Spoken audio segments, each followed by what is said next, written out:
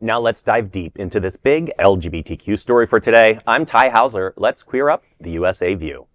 The proposed Trump administration budget cuts Lifeline for LGBTQ youth.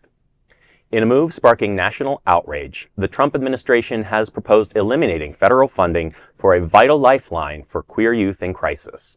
A leaked draft budget obtained by the Washington Post reveals plans to cut all funding for the 988 Suicide and Crisis Lifeline's LGBTQ+ youth specialized services, effective October 1st, 2025.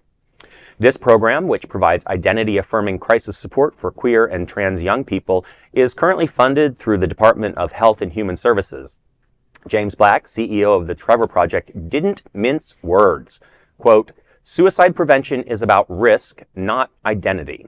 Ending the 988 Suicide and Crisis Lifeline's LGBTQ+ youth specialized services will not just strip away access from millions of LGBTQ+ kids and teens, it will put their lives at risk." Black reminded viewers that these services were implemented under a Republican administration and had broad bipartisan support. The statistics are very sobering. Every 45 seconds, a queer youth in the U.S. attempts suicide. Over 1.8 million queer and trans young people seriously consider it each year. The specialized services have already reached more than 1.2 million people. But the political climate clearly matters. The Trevor Project saw a 33% spike in crisis contacts on the day of Trump's inauguration, and a staggering 700% increase the day after the 2016 election. Queer News Tonight reminds you that help is still there. Call or text 988, and the Trevor Project has help 24 hours a day at 866-488-7386. This is definitely a tragedy, assuming that it goes through. But what it does show us, that we see time and time again, the Trump administration does not care about us. Whether we're young, whether we're old, whether we're positive, whether we're just existing, is a problem for this administration. Yeah, it's another heartless and hateful move by Trump and company, and no doubt under the guidance of the Heritage Foundation, aka the Fourth Reich. This is terrible stuff. It really is. You know, we've done enough stories on the Trevor Project and our LGBTQ youth and suicide and those high percentages, and it just it just brings it to hearten that who do they have to go to? And I'm thinking about, I was just at the biomedical conference in Atlanta, and they had a huge youth turnout, LGBTQ youth, and their message is stand up and act out. And it's like, and that's what I think we need to continue to do, to educate and bring continual awareness to mental assistance for people that need that. What I'm going to say here ties into what you're saying. I can remember, and I am that old, in the late 80s, early 90s, I was living in St. Louis. And at that time, when the AIDS crisis was beginning, I was part of the first group of people that organized the local AIDS organization, St. Louis Effort for AIDS, EFA. And one of the programs in that group was a suicide hotline.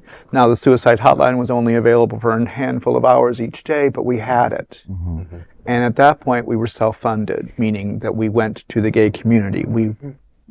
We're just going to have to go back to those days, unfortunately. And with all the wealth that the LGBT community claims to have, with with all the billionaires and gazillionaires and rock stars and successful entrepreneurs and whatever else, and YouTubers, which I don't get, but I think we're just going to have to start insulating ourselves and being it's not that we don't invite the community outside of the LGBTQ. We do invite our allies. We do talk to corporations. But we have to start going back to the old days of not assuming that money's going to be there. Right. And we're going to have to be self-insulated, and we're going to have to be self-protective and reach out to each other and quit bitching and fighting like RuPaul's drag queens, and because it happens in the community, we're not always the best to ourselves. Right. And I think at this point we're going to have a family reunion and just say, look, we're family. We may not like each other 24/7.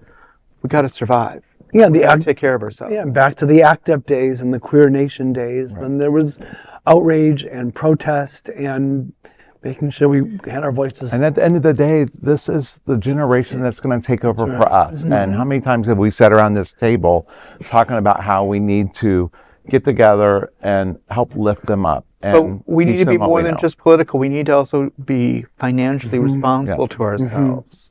There's more to life outside of a pride parade and a gay bar. Right. We have to think about 24/7 what happens those other 360 days of the year. Or you have those kinds of fundraisers in bars. That's what I'm saying. That's if that's where they're going, then you have fundraisers there.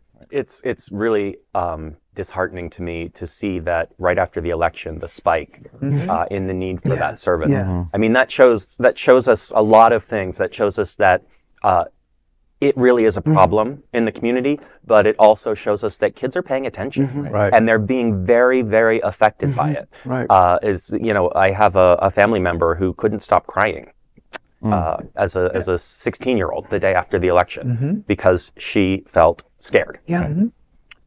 Well, before you say anything, I want to remind everybody the Yes. hotline number 866-488-7386. Please, if you don't write it down now, it's the Trevor Project. You can look it up online. Please take advantage of it. It's important. Thank you for that. That is a big LGBTQ story for today. There's no other queer nonprofit media platform like this in the entire world. Support our LGBT